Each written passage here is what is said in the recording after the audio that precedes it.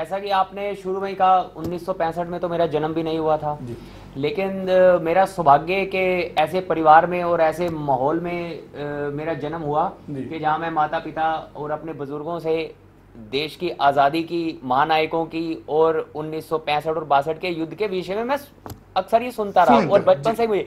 अब जैसे मास्टर ने अभी जिक्र किया कि जहां भी 65 आता है वहां 62 का जिक्र करना बहुत आवश्यक होता है जी। कारण कि भारत उस समय नौजवान देश था, नया नया आजाद हुआ भारत था और एक विश्वासघात नहीं हुआ था कभी।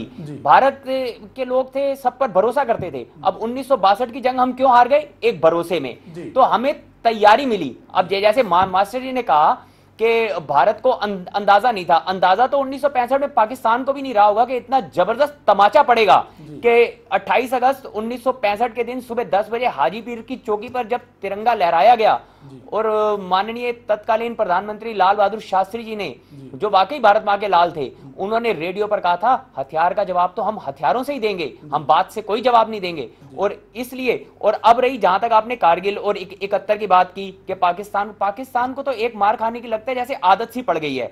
1965 के समय भारत में युवाओं की आबादी शायद बहुत कम रही होगी। आज हमारे प्रधानमंत्री जी कहते हैं कि विश्व का सबसे युवा देश है।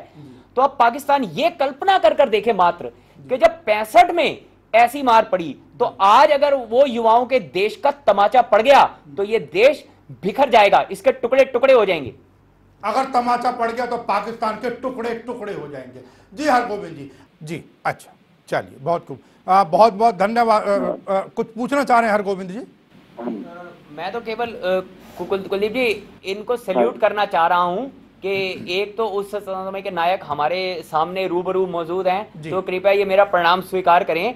और जैसे कि अभी लक्ष्मीदास जी ने जिक्र किया, कैप्टन साहब मेरा निवेदन है, अगर आप 4-5 मिनट हमारे साथ टेलीफोन पर और जुड़े रहें तो हमारा सौभाग्य होगा साहब आपसे बात करना।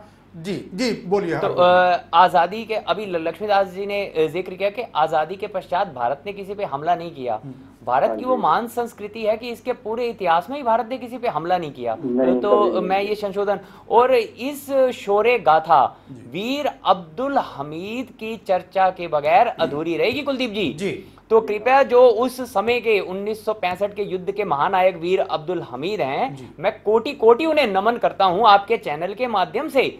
और मैं भी चाहूंगा कि देश के हर व्यक्ति के लिए वो हीरो हैं। और क्योंकि 1965 की जो जंग थी, एक उस देश ने, पाकिस्तान जैसे देश ने उधार की ली हुई ताकत, पैटर्न टैंक जो उसने किसी से उधार में लिए हुए, उसके बल पर वो भारत जैसे एक उधार के बल पर युद्ध लड़ा, उधार के बल पर लड़ा। और बिमल जी कुछ कहना चाह रहे हैं। मैं मास्टर जी आपसे, शर्मा जी एक शब्द और जोड़ दूं इससे पहले कि आप बोले।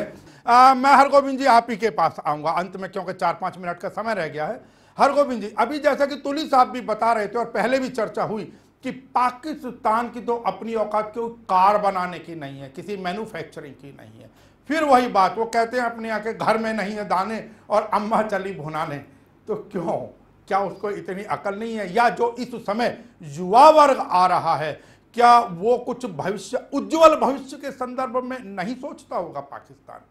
कुलदीप जी एक तो बात स्पष्ट है कि अकल होती तो वो पाकिस्तान ही क्यों होता जी। दूसरा, कैप्टन साहब ने तो बहुत बड़ी बात कर दी, कार जो सेफ्टी पिन और बटन तक नहीं बना पाए, तो कार तो जी वो तो अगले कई सौ साल और युद्ध करते रहे, नहीं बना सकते। और जहां तक भारत की संपन्नता की बात रही, तो आदि काल से 5000 वर्ष पूर्व से भारत के तो विषय में कहा जाता था विश्व में कि ये सोने की चिड़िया है।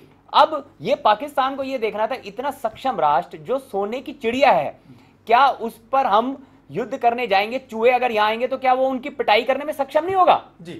तो ये तो मूर्खता तो उसकी है और वो लगातार ऐसी करता रहा है। और कुछ होता है, कुछ लोगों को पिटने का बार बार शौक होता है, तो ये तो शायद उसकी हॉबी बन गई है। चलो वो उसकी आदत बन गई। लक्ष्मीदास जी, आज भी पाकिस्तान के हालात वही हैं 1965 वाले। आज भी वो एटमी ताकत उधारी की ली हुई है, आज भी वो उधार की ली हुई ताकत पर इतरा रहा है जी, आज भी वो इतना। कुल मिलाकर पाकिस्तान को ये सबक लेना चाहिए कि वो अपने युवा वर्ग का अपना भविष्य सुधारे कम से कम। अब क्योंकि समय हमारा यहीं समाप्त हो रहा है।